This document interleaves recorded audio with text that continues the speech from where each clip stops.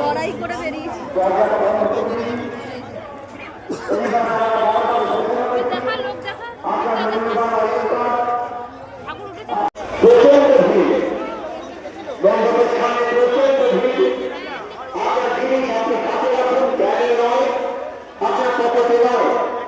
এই ভিড়ের চাপে আপনার যা কিছু রয়েছে মূল্যবান জিনিস আপনি পকেটে নয় ব্যাগে নয় হাতে রাখুন।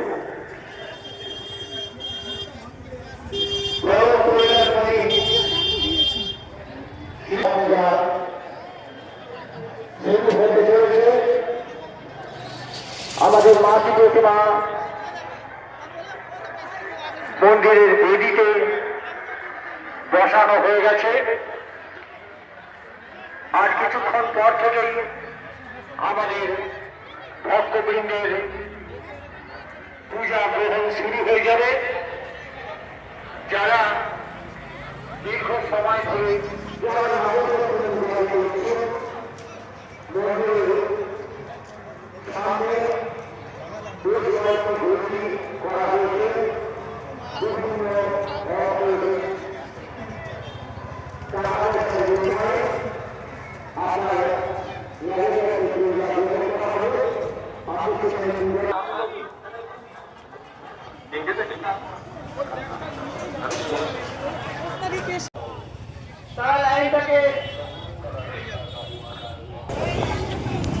সদস্য কালীপুজোর লাইন আপনারা জানেন 1 নম্বর কাউন্টারের ঠিক ডান দিকে সদস্য খাতায় ভোটের সদস্যের লাইনের লাইন আছে।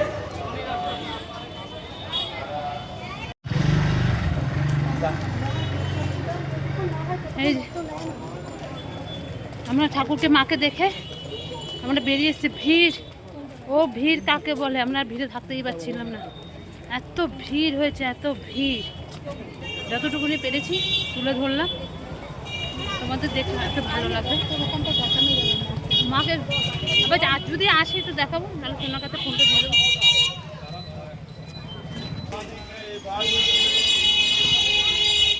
আজকে রাস্তায় লোকের লোকারণ্য, হাঁটা যাচ্ছে না, এত লোক, প্রচুর লোক, প্রচুর লোক।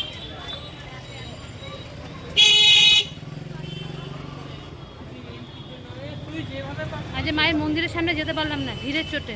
পরে যদি আসি, মায়ের পুজো দেওয়া তো সব, আর এখনো মায়ের পুজো আরম্ভ হয়নি। মা এখন ঢুকুক মন্দিরে, তারপরে পুজো আরম্ভ হলে একবার দেখে আসবো। তাহলে একবার দেখাবো তোমাদের আমাদের মায়ের পুজো। প্রচুর ভিড়, প্রচুর।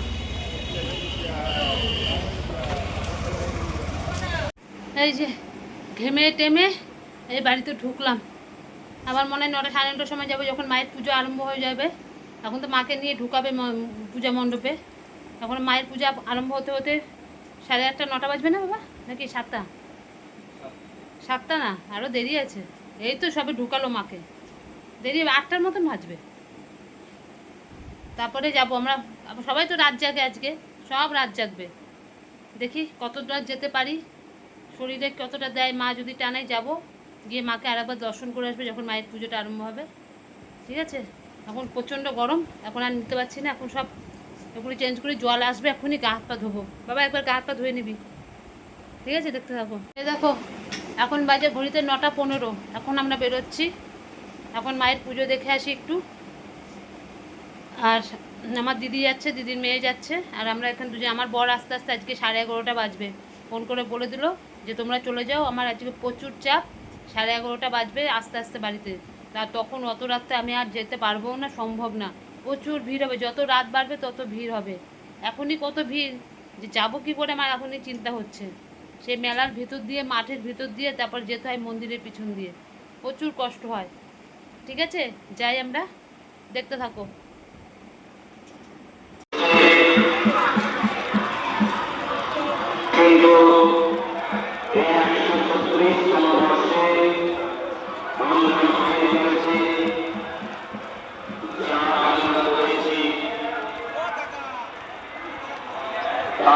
আমাদের পূরণ করার চেষ্টা করেছেন কিছু পাওয়ার অনুসন্ধান সামনে চলে আসে দেখতে পাবেন আপনাদের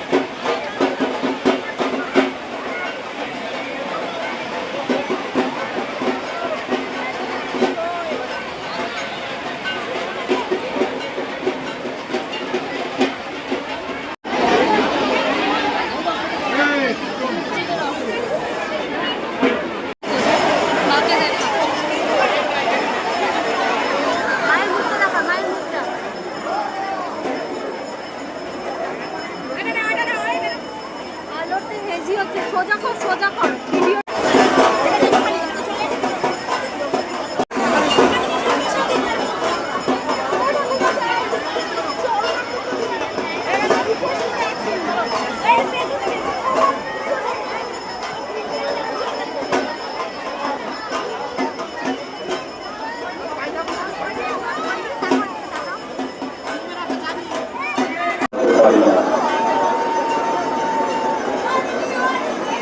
আস্তে আস্তে